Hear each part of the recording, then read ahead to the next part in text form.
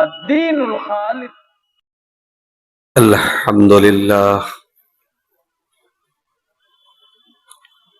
نحمده ونستعينه ونستغفره ونعوذ بالله من شرور أنفسنا ومن سيئات أعمالنا من يهده الله فلا مضل له ومن يضلل فلا هادي له وأشهد أن لا إله إلا الله وحده لا شريك له وأشهد أن محمدا عبده ورسوله يا أيها الذين آمنوا اتقوا الله حق تقاته ولا تموتن إلا وأنتم مسلمون يا أيها الناس اتقوا ربكم الذي خلقكم من نفس واحدة وخلق منها زوجها وبث منهما رجالا كثيرا ونساء واتقوا الله الذي تساءلون به والأرحام إن الله كان عليكم رقيبا يا أيها الذين آمنوا اتقوا الله وقولوا قولا سديدا يصلح لكم أعمالكم ويغفر لكم ذنوبكم ومن يطع الله ورسوله فقد فاز فوزا عظيما أما بعد فإن خير الحديث كتاب الله وخير الهدي هدي محمد صلى الله عليه وسلم وشر الأمور محدثاتها وكل محدثة بدعة وكل بدعة ضلالة وكل ضلالة في النار. أعوذ بالله من الشيطان الرجيم. بسم الله الرحمن الرحيم. ولو أن أهل القرى آمنوا واتقوا لفتحنا عليهم بركات من السماء والأرض ولكن كذبوا فأخذناهم بما كانوا يكسبون. وعن أبي ذر ومعاذ بن جبل رضي الله عنهما عن النبي صلى الله عليه وسلم قال: اتق الله حيثما كنت واتبع السيئة الحسنة تمحها وخالق الناس بخلق حسن. رواہ الترمذی. محترم حاضرین جمعہ، تمام تعریفیں اللہ رب العالمین کے کو لائق و سزاوار ہیں، جس نے ہمیں اور آپ کو پیدا کیا اور ہماری دنیا کی ضروریات کے ساتھ ساتھ ہماری رشد و ہدایت کا انتظام فرمایا اور دنیا میں مختلف نبیوں اور رسولوں کو مختلف ادوار میں مختلف زمانوں میں بھیجا، اور اس سلسلے کی آخری کڑی کے طور پر خاتم النبیین، امام الانبیاء، احمد مجتبی محمد مصطفیٰ صلی اللہ علیہ وسلم کو سب سے آخری نبی اور رسول بنا کر کے بھیجا.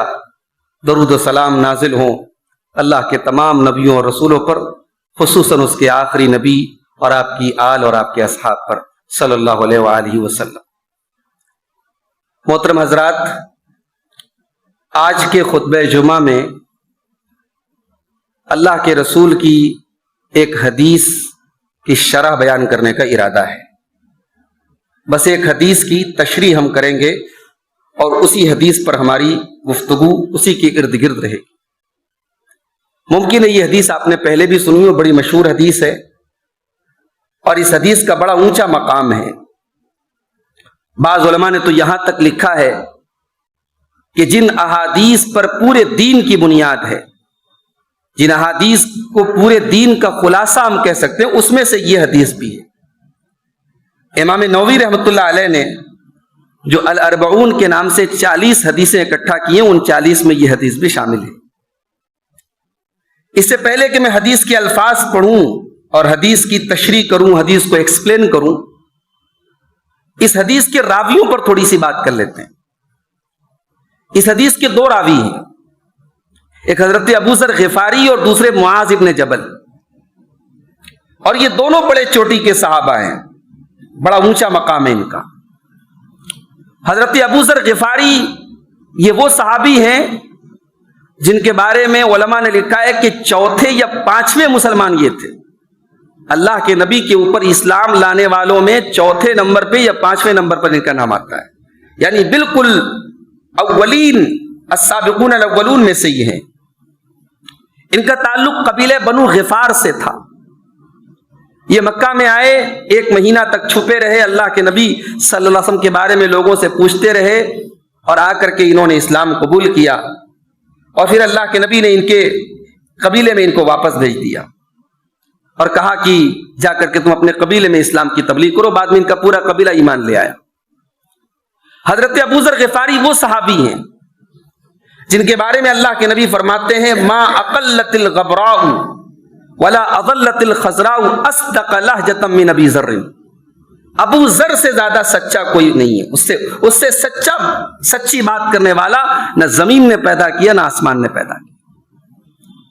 ابو ذر غفاری وہ صحابی ہیں جو حق بات کہنے میں کبھی کسی سے ڈرتے نہیں تھے، اور یہ خود کہتے ہیں کہ اللہ کے نبی صلی اللہ علیہ وسلم نے مجھے 7 باتوں کی وصیت کی تھی۔ ان 7 باتوں میں ایک بات یہ بھی تھی ان اقول بالحق، کہ میں حق بات کہوں گا ولو کان مرن، اگرچہ کڑوی ہو۔ تو یہ ہمیشہ کسی سے ڈرتے نہیں تھے۔ یہ حضرت عثمان غنی رضی اللہ عنہ کے دور میں ان کا کچھ دوسرے صحابہ سے کچھ اختلاف ہو گیا۔ ان کی اپنی ایک پرسنل رائے تھی، ایک اوپینین تھا ان کا کہ اپنی ضرورت سے زیادہ مال گھر میں نہیں رکھ سکتے۔ یہ سورہ توبہ کی اس آیت کو سامنے رکھ کر کے جس میں اللہ نے فرمایا والذین یکنزون الذهب والفضة ولا ينفقونها في سبيل الله فبشرهم بعذاب أليم، کہ جو لوگ اپنے گھر میں سونا اور چاندی اکٹھا کرتے ہیں اور اسے اللہ کی راہ میں خرچ نہیں کرتے، ان کو دردناک عذاب کی بشارت سنا دو۔ اس آیت کریمہ کا دوسرے صحابہ یہ مطلب لیتے تھے کہ اگر اپنے سونے اور چاندی کی زکوٰۃ نہ نکالی جائے اس کے اوپر عذاب ہے، اور ابو ذر غفاری رضی اللہ تعالیٰ عنہ کا یہ خیال تھا اور ان کا اپنا یہ اجتہاد تھا کہ اپنی ضرورت سے زائد سونا اور چاندی یا کوئی مال اپنے گھر میں ہم نہیں رکھ سکتے۔ یہ بنیادی وجہ تھی ان کی اور دیگر صحابہ کے درمیان اختلاف کی۔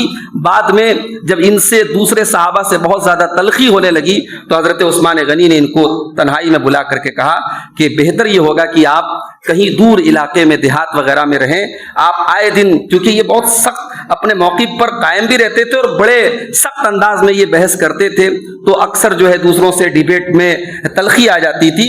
تو حضرت عثمان غنی کے مشورے پر مدینہ سے تقریباً 3 مرحلے کی دوری پر ایک جگہ تھی ربضہ، وہاں یہ جا کے مقیم ہو گیا اور وہیں بالکل جو ہے پردیسی کی زندگی انہوں نے گزاری، اور سن 31 یا 32 ہجری میں ان کا انتقال ہوا رضی اللہ عنہ۔ یہ ابو ذر غفاری تھے۔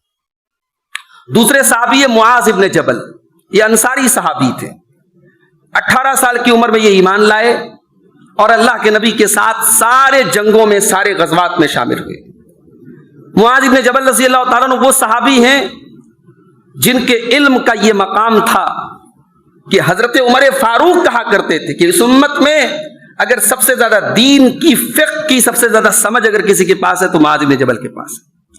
ان کا انتقال 18 ہجری میں حضرت عمر فاروق کے دور میں جب طاعون کی بیماری پھیلی تھی، ملک شام کے شہر امواس میں ہوا تھا۔ اسی طاعون کی بیماری کے بارے میں اللہ کے نبی کی حدیث ہے کہ جو طاعون کی بیماری میں انتقال ہوتا ہے وہ شہید ہوتا ہے، تو اسی بیماری میں ان کا انتقال ہوا تھا۔ معاذ بن جبل بھی اللہ کے نبی کے بڑے چہتے صحابی تھے۔ ایک مرتبہ یہ سواری پر بیٹھے ہوئے تھے، اللہ کے نبی نے 2 مرتبہ اللہ کی قسم کھا کے کہا واللہ انی لأحبک، اے معاذ اللہ کی قسم میں تجھ سے بہت محبت کرتا ہوں، اللہ کی قسم اے معاذ میں تجھ سے بہت محبت کرتا ہوں۔ اور اس کے بعد آپ نے ان کو ایک دعا سکھائی کہ اے معاذ ہر فرض نماز کے بعد تم یہ دعا پڑھا کرو، اللہم اعنی علی ذکرک و شکرک و حسن عبادتک. ہمیں اور آپ کو بھی یہ دعا پڑھنی چاہیے. یہ اللہ کے نبی نے معاذ بن جبل کو وصیت کی تھی. ایک مرتبہ اللہ کے نبی صلی اللہ علیہ وسلم نے حضرت معاذ بن جبل کو یمن کا ذمہ دار بنایا.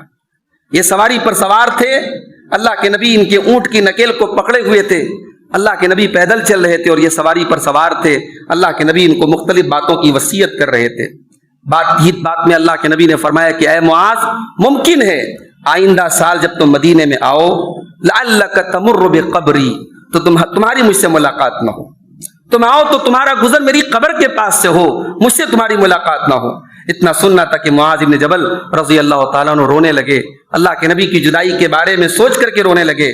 اللہ کے نبی نے مدینہ کی طرف اپنا چہرہ کیا اور فرمایا ان اول الناس بی المتقون، اے معاذ فکر نہ کرو، مجھ سے قیامت کے دن وہ لوگ بہت قریب رہیں گے جو متقی ہوں گے. متقی لوگ مجھ سے قریب رہیں گے. اتنا کہہ کر کے اللہ کے نبی نے ان کو تسلی دی. تو یہ اللہ کے رسول کے بڑے چہیتے، بڑے محبوب اور بڑے جلیل القدر صحابی ہیں. بہت کم عمر میں ان کا انتقال ہو گیا. 36 یا 37 سال کی عمر میں حضرت عمر فاروق کے دور میں طاعون کی بیماری میں ان کا انتقال ہو گیا. تو یہ دونوں لوگ اس حدیث کے راوی ہیں.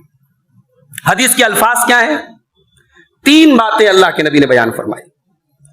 اتق اللہ حیثما کنت، جہاں بھی رہو اللہ سے ڈرتے رہو، اللہ کا تقوی اختیار کرو.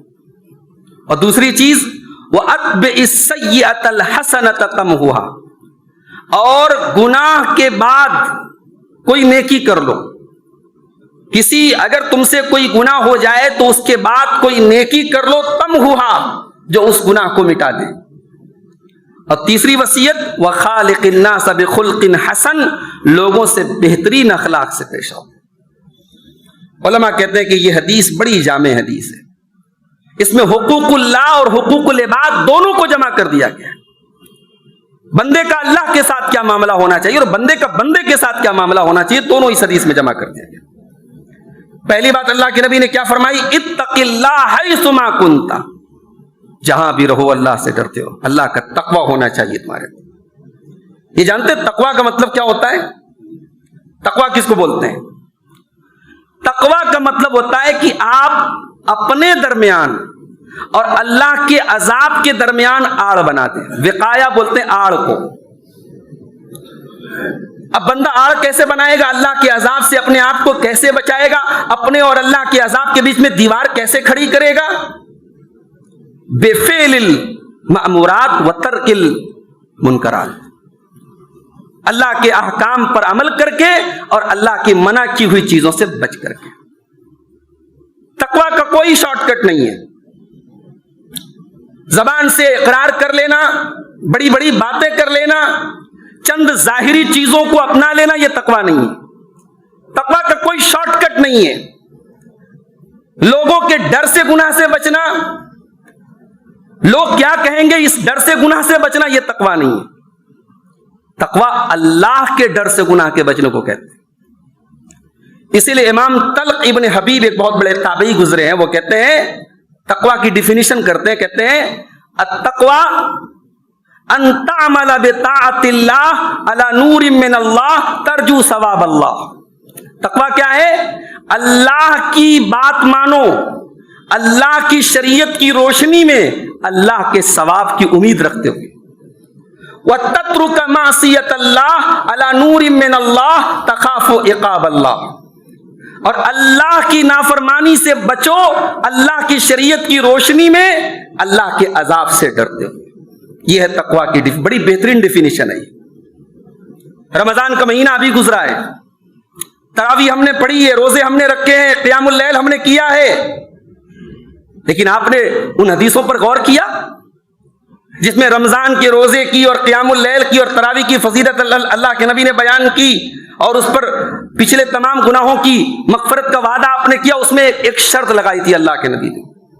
اگر آپ نے رمضان کے جمعے کے خطبے غور سے سنے ہوں گے، وہ حدیث آپ نے سنی ہوگی، اس میں ایک شرط لگائی تھی اللہ کے نبی، من صام رمضان ایمانا واحتسابا غفر له ما تقدم من ذنبه، جس نے رمضان کا روزہ ایمان کے ساتھ رکھا ہوگا اور ثواب کی نیت کے ساتھ رکھا ہوگا، لوگوں کے ڈر سے نہیں، لوگ کیا کہیں گے؟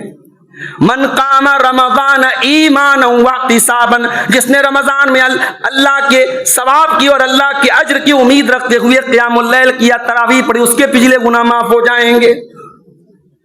من قام لیلۃ القدر ایمانا واحتسابا، جس نے لیلۃ القدر میں اللہ کے اوپر ایمان رکھتے ہوئے اور ثواب کی امید رکھتے ہوئے قیام اللیل کیا ہوگا، اس کے پچھلے گناہ معاف ہوں گے۔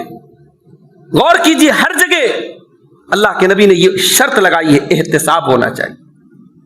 تو تقوی اسی کا نام ہے میرے بھائی۔ آپ گناہ سے بچیں، اس لیے نہیں کہ گناہ کرنے کا موقع نہیں ملا، اس لیے نہیں کہ آپ کو ڈر تھا کہ لوگوں کو کیا جواب دیں گے۔ تقوی کہتے ہیں کہ آپ اس ڈر سے گناہ سے بچیں کہ اللہ کو کیا جواب دیں گے۔ لیکن آج افسوس کی بات ہے، ہم اور آپ ایک ایسے معاشرے میں زندگی گزارتے ہیں جہاں ہم بہت ساری صحیح چیزوں پر بھی عمل نہیں کرتے کہ پتہ نہیں لوگ کیا کہیں گے۔ کتنی رسومات ہیں ہمارے سماج میں، کتنی ایسی واحیات چیزیں ہیں، ہمیں معلوم ہے کہ یہ غلط ہے، مگر ہمارے باپ دادا کرتے چلے آئے، ہمارے خاندان میں ہوتا چلا آیا، ہماری ناک کٹ جائے گی، ہمارے ایگو کا مسئلہ ہے۔ میرے بھائی، تقوی کی بڑی بہترین ڈیفینیشن کی حضرت طلق ابن حبیب نے۔ آپ نیکی کرے، اللہ کے ثواب کی امید رکھے، اور آپ گناہ سے بچے اللہ کے عذاب کے ڈر سے۔ لوگوں کو راضی کرنا یہ آپ کا مقصد نہیں، ہمارا مقصد نہیں ہے لوگوں کو راضی کرنا، اور لوگ کبھی راضی ہو نہیں سکتے۔ لکھ لو میری بات، لوگ آپ سے کبھی راضی نہیں ہو سکتے۔ انسان ساری زندگی لوگوں کے ساتھ بھلائی کرتا رہے، لوگوں کے منہ سے تعریف کا جملہ سننے کے لیے ترس جائے گا۔ ہاں، جب مٹی پڑے گی آپ کی، جب قبر پہ لوگ مٹی دینے آئیں گے اور 3 بار ہاتھ جھاڑ کے جب آپ کی قبر کے پاس سے جائیں گے، تب بڑی مشکل سے ان کے حلق سے نکلے گا، ہاں یار یہ آدمی اچھا تھا۔ لوگوں کو راضی کر کے آپ اللہ کی جنت کو، اللہ کی رضا کو نہیں پا سکتے میرے بھائی۔ اس لیے اللہ کے نبی نے پہلی وصیت کی، اتق اللہ، اللہ سے ڈرو، اور اس کے بعد ایک لفظ اللہ کے نبی نے فرمایا، حیث ما کنت، جہاں بھی رہو۔ بھائی، جلوت میں اللہ سے ڈرنا آسان کام ہے، پبلک پلیس میں اللہ سے ڈرنا آسان کام ہے۔ اللہ کے تقوی کا امتحان تب ہے جب آپ خلوت میں ہوں۔ امام شافعی کہا کرتے تھے، اعز الاشیاء ثلاثہ، 3 چیزیں بڑی مشکل سے ملتی ہیں۔ امام شافعی ٹاپ کے عالم تھے، اس امت کے جلیل القدر ائمہ میں سے تھے امام شافعی۔ امام شافعی کی ہر بات بڑی قیمتی ہوا کرتی تھی۔ امام شافعی کہتے ہیں، اعز الاشیاء ثلاثہ، 3 چیزیں بڑی مشکل سے ملتی ہیں۔ الجود من قلت، انسان کے پاس کم ہو پھر بھی لوگوں کے ساتھ سخاوت کرے۔ بھئی، آپ کا کاروبار بہت اچھا چل رہا تھا، آپ بڑے اچھے سے زکوٰۃ دے رہے تھے، صدقہ خیرات بانٹ رہے تھے، غریبوں کی مدد کر رہے تھے، کاروبار میں مندی آ گئی، پریشانی کے حالات آ گئے۔ اب جن سائلین نے، جن مانگنے والوں نے آپ کا دروازہ دیکھا ہے، وہ تو پھر بھی آئیں گے نا آپ کے گھر پہ۔ اب آپ کے پاس کم ہے، لیکن سخاوت کا دریا بہتا رہے، یہ بڑی مشکل چیز ہے۔ انسان کی روزی روٹی کم ہو جائے اور پھر بھی اس کے جود و سخا میں فرق نہ پڑے، یہ بہت مشکل چیز ہے میرے بھائی۔ اور دوسری چیز، والورع فی خلوت، تنہائی میں اللہ کا ڈر انسان کے دل میں ہو۔ خلوت میں بھائی سب دیکھ رہے ہیں اور ہم اللہ سے ڈر رہے ہیں، ہم برائی سے بچ رہے ہیں، یہ کون سے کمال کی بات ہے؟ والورع فی خلوت، خلوت ہے، کوئی دیکھنے والا نہیں ہے، کوئی ریکارڈنگ کا سسٹم نہیں ہے، کسی کو جواب دہی نہیں ہے۔ اب یہاں پہ ڈر اگر ہے تو اللہ کا ڈر ہے میرے بھائی۔ اور تیسری چیز کیا ہے؟ وَكَلِمَةُ الْحَقِّ عِنْدَ مَنْ يُرْجَى وَيُخَافُ، اور ایسے انسان کے سامنے حق بات بولنا جس سے کسی طریقے کا مفاد جڑا ہو یا کسی قسم کا ڈر ہو۔ حق بات کہنا تو بہت آسان ہے، لیکن ایسے انسان کے سامنے کہ وہاں حق بات بولیں گے ہماری کوئی کور دب سکتی ہے، ہمارا کوئی مفاد برباد ہو سکتا ہے، ہمیں کوئی نقصان پہنچ سکتا ہے، ایسی جگہ حق بات بولنا یہ بڑا مشکل کام ہے۔ تو میرے بھائی، اللہ کے نبی نے فرمایا، اتق اللہ حیث ما کنت، اللہ سے ڈرو جہاں بھی رہو۔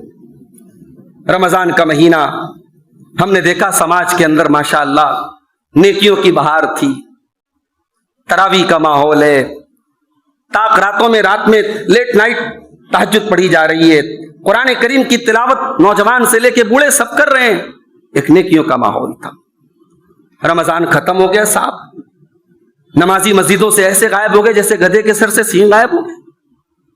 قرآن کریم کو ہم نے لپیٹ کے الماریوں میں کی زینت بنا دیا. کہاں تو تراویح پڑھی جا رہی تھی پورے رمضان, کہاں 5 وقتہ نماز کے لالے پڑ گئے, کہاں تو 14 گھنٹے کا روزہ رکھ کر کے اللہ کے حکم سے حلال چیزوں سے بچ رہے تھے, اب حرام سے بھی نہیں بچ رہے ہیں. اتق اللہ حیث ما کنت, اللہ سے ڈرو جب بھی رہو جہاں بھی رہو. رمضانی مسلمان نہ بنے میرے بھائی, ربانی مسلمان بنے. امام بشر الحافظ سے کسی نے پوچھا کہ بعض لوگ ایسے ہیں کہ رمضان میں بہت گناہوں سے بچتے ہیں, باقی دنوں میں ان کی زندگی میں بڑے بڑے گناہ ہوتے رہتے ہیں, باقی سال کے 11 مہینے جو ہے وہ گناہوں سے نہیں بچتے. تو امام بشر الحافظ نے ایک ہی جملہ استعمال کیا, کبئس القوم لا یعرفون اللہ الا فی رمضان, بڑے برے ہیں وہ لوگ جو اللہ کو صرف رمضان میں پہچانتے ہیں. اتق اللہ حیث ما کنت, جہاں بھی رہو اللہ سے ڈرو. مسجد میں ہو تب بھی اللہ کا ڈر ہو, مارکیٹ میں ہو تب بھی اللہ کا ڈر ہو, کسی دوست کے ساتھ آپ کا معاملہ ہو تب بھی اللہ کا ڈر ہو, اپنی بیوی کے ساتھ معاملہ ہو, اپنے بچوں کے ساتھ آپ کا معاملہ ہو, اپنے خاص لوگوں کے ساتھ آپ کا معاملہ ہو, تب بھی اللہ کا ڈر ہو میرے بھائی. اتق اللہ حیث ما کنت, جہاں بھی رہو اللہ سے ڈرو.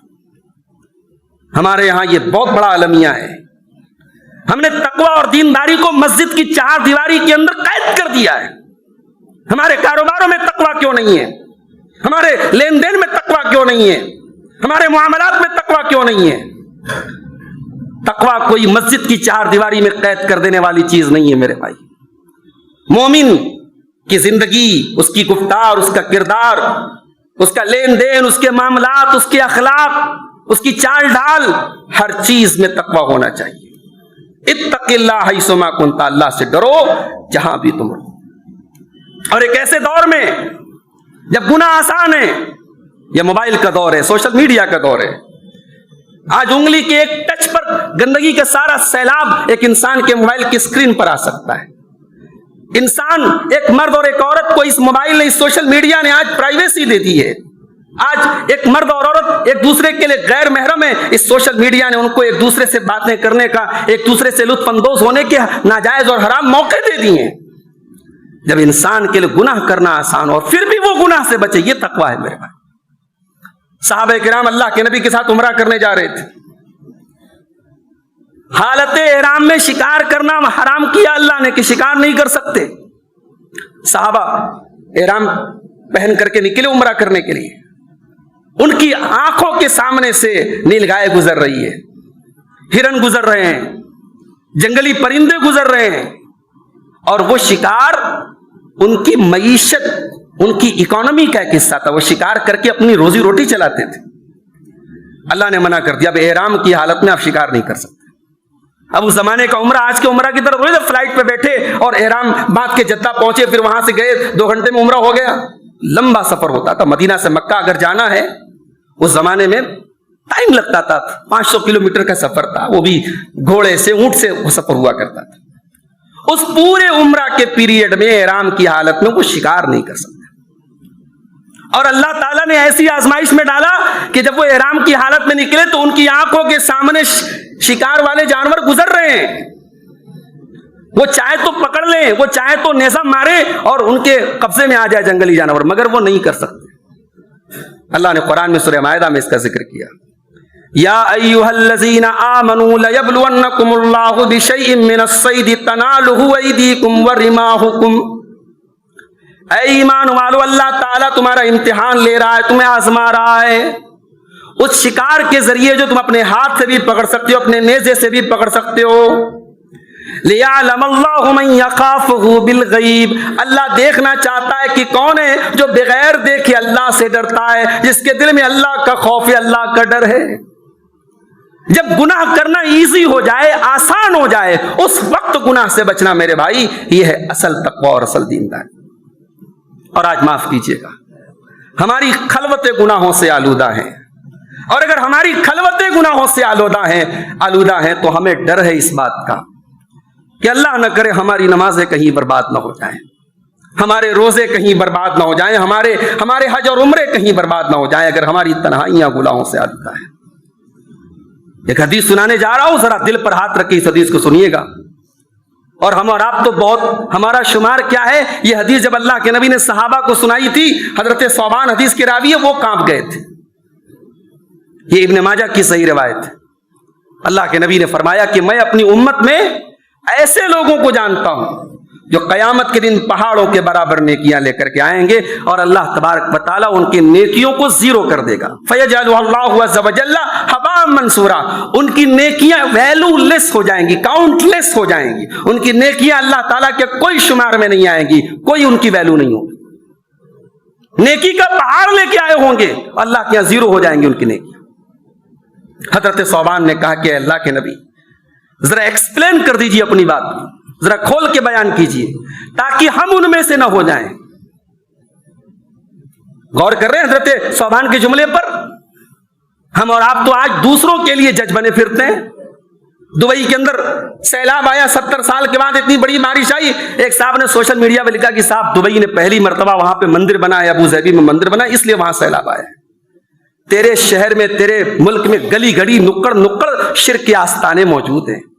ہر گلی میں کوئی مزار ہے، کوئی درگاہ ہے، کوئی مندر ہے، اور تو دبئی اور سعودی عرب کی بات کر رہا ہے، اور وہاں آنے والی کسی قدرتی آفت کا کی تو وجہ بیان کر رہا ہے کہ وہاں مندر بنا اس لیے وہاں عذاب آ رہا ہے. سوشل میڈیا کا دور ہے. انسان اپنی غلطیوں کے لیے وکیل بن گیا ہے اور دوسروں کے لیے جج بن گیا ہے. میرے بھائیوں، صحابہ کرام، اللہ کے نبی جب کوئی عذاب کی بات بیان کرتے تھے، کوئی وعید کی بات بیان کرتے تھے، صحابہ کرام پہلے اپنے اوپر اپلائی کرتے تھے. حضرت ثوبان کا جملہ سنیے، کہتے صفہم لنا وجلہم لنا ان لا نکون منہم. اے اللہ کے نبی تھوڑا کھول کر کے بیان کر دیجیے تاکہ ہم ان میں سے نہ ہو جائیں. اللہ کے نبی نے فرمایا، اے ثوبان، وہ تمہارے ہی بھائی ہوں گے، وہ تمہارے ہی جیسے لوگ ہوں گے، نماز پڑھنے والے، روزہ رکھنے والے، راتوں میں قیام اللیل کرنے والے لوگ ہوں گے. وَلَكِنَّهُمْ إِذَا خَلَوْا بِمَحَارِمِ اللَّهِ انتهكوها. بس ایک بات کی کمی ہوگی، جب تنہائی ان کو ملے گی تو وہ ناجائز کام کریں گے، وہ حرام کام کریں گے، وہ اللہ کو ناراض کرنے والے کام کریں گے. ان کی تنہائی گناہوں سے بھری ہوگی، گناہوں سے آلودہ ہوگی. تو یہ پہلی وصیت ہے اللہ کے نبی کی، جہاں بھی رہو اللہ سے ڈرو. اور دوسری وصیت، وَأَتْبِعِ السَّيِّئَةَ الْحَسَنَةَ تَمْحُوهَا. کبھی زندگی میں گناہ ہو جائے تو فوراً کوئی نیکی، یہ زندگی کا فارمولہ بنا لو. کبھی کوئی چوک ہو جائے، بھائی دیکھو، پہلی وصیت اللہ کے نبی نے کی کہ متقی بن جاؤ. اب متقی کا مطلب معصوم نہیں ہوتا. متقی کا مطلب ایسا انسان نہیں ہو سکتا جس کے دامن پہ کبھی کوئی چھینٹے نہ آئے. تو فرشتے ہوتے ہیں جو معصوم ہوتے ہیں، یہ تو اللہ کے انبیاء ہوتے ہیں جن کو اللہ تعالیٰ گناہوں سے جن کی حفاظت کرتا ہے. ہم اور آپ معصوم نہیں ہیں. ہم جتنے بھی متقی اور پرہیزگار بن جائیں، ہم سے تو کچھ گناہ سرزد ہوتے ہی رہتے ہیں. تو جب کوئی گناہ ہو جائے تو اللہ کے نبی ایک فارمولہ بتاتے ہیں، فوراً کوئی نیکی کر لو. اور یہی وہ بات ہے جو اللہ نے قرآن میں سورہ ہود میں فرمائی ہے، وَأَقِمِ الصَّلَاةَ طَرَفَيِ النَّهَارِ وَزُلَفًا مِّنَ اللَّيْلِ. دن کے دونوں کناروں میں نماز قائم کرو، رات کے حصے میں نماز قائم کرو. إِنَّ الْحَسَنَاتِ يُذْهِبْنَ السَّيِّئَاتِ. بے شک نیکیاں گناہوں کو مٹا دیتی ہیں. انسان نماز کی پابندی کرے، انسان نیکیوں کو اپنی زندگی کا معمول بنا لے، بہت سارے گناہ مٹ جائیں گے اس کے. اور یہاں ایک جملہ اور نوٹ کر لیجیے، سچی توبہ کرنے سے بھی گناہ مٹ جاتے ہیں. اگر انسان سچی توبہ کر لے، اس کے پہلے اس نے کتنے بڑے بڑے گناہ کیے ہیں، اللہ تعالیٰ کے میٹر نہیں کرتا ہے. ایک صحابی اللہ کے نبی کے پاس آئے، طبرانی کی صحیح روایت ہے، آ کر کے اپنے بارے میں کہتے ہیں کہ اللہ کے نبی نے بہت گناہ کیا ہے، میں نے ما ترک حاجتن ولا داجتن الا اتاها. کوئی چھوٹا گناہ نہیں، کوئی بڑا گناہ نہیں جو میں نے نہ کیا ہوا ہے اللہ کے نبی. فہل لی من توبہ. اگر میں توبہ کروں تو کیا میری توبہ قبول ہوگی؟ اللہ کے نبی نے فرمایا، اسلمتا، کیا تم اسلام لاتے ہو، اسلام قبول کرتے ہو؟ انہوں نے کہا، اشہد ان لا الہ الا اللہ وانک رسول اللہ. میں اللہ کی توحید کی گواہی دیتا ہوں، آپ کی رسالت کا اقرار کرتا ہوں. آپ نے فرمایا کہ ہاں، اب آج سے تم نے اسلام قبول کر لیا، اب آج سے اگر تم نیکی کے کام کرو اور گناہوں کے کام سے بچو تو اب تک جتنے تم نے گناہ کیے ہیں اللہ سب گناہوں کو نیکی میں بدل دے گا. صحابی نے کہا، وہ غدراتی و فجراتی یا رسول اللہ. اے اللہ کے نبی میں نے راتوں میں بڑے گناہ کیے، میں نے دن میں بڑے گناہ کیے، بڑی غداریاں کی، بڑی نافرمانیاں کی، بڑے فسق و فجور کی، کیا اللہ سب معاف کر دے گا؟ اللہ کے نبی نے فرمایا کہ ہاں اللہ سب معاف کر دے گا۔ صحابی نے کہا اللہ اکبر، صحابی کے منہ سے نکلا اللہ اکبر، اور وہاں سے وہ اللہ اکبر کہتے کہتے جب تک وہ نظروں سے اوجھل نہ ہو گئے، ان کی زبان پر یہ جملہ جاری رہا اللہ اکبر، اللہ کی تکبیر کا کلمہ جاری رہا۔ تو میرے بھائی، ہمارے گناہ اللہ کی رحمت سے بڑے نہیں ہو سکتے۔ ہمارے گناہ جتنے بھی بڑے ہو جائیں، اللہ کی رحمت ہمارے گناہوں سے بڑی ہے۔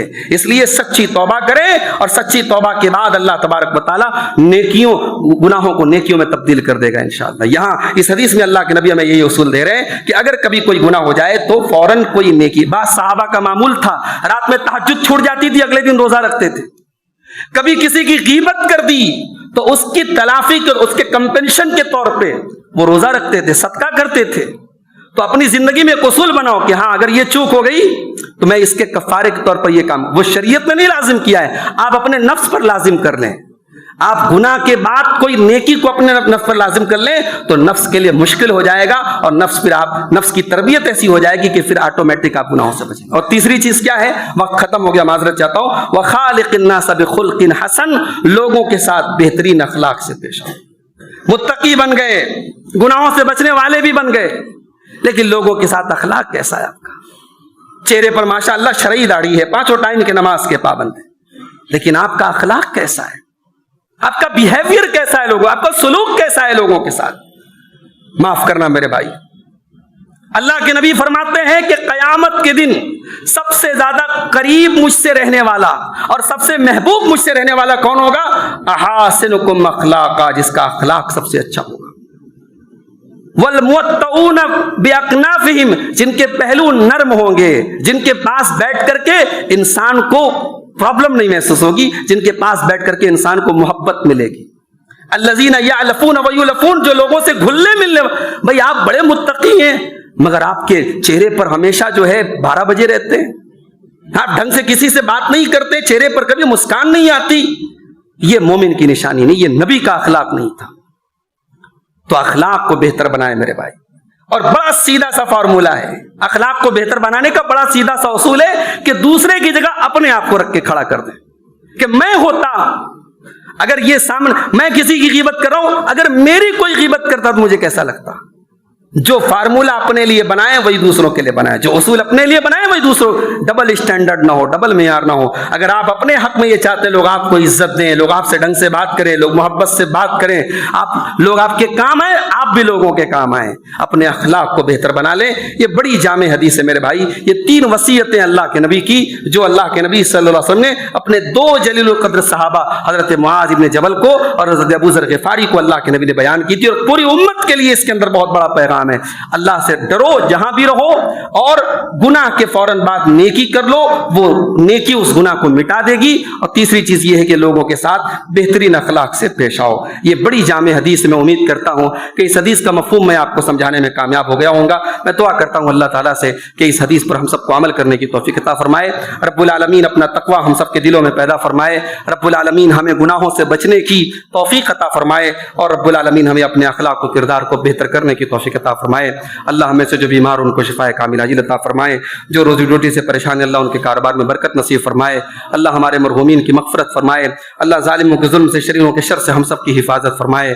آمین وآخر دعوانا الحمد للہ رب العالمین۔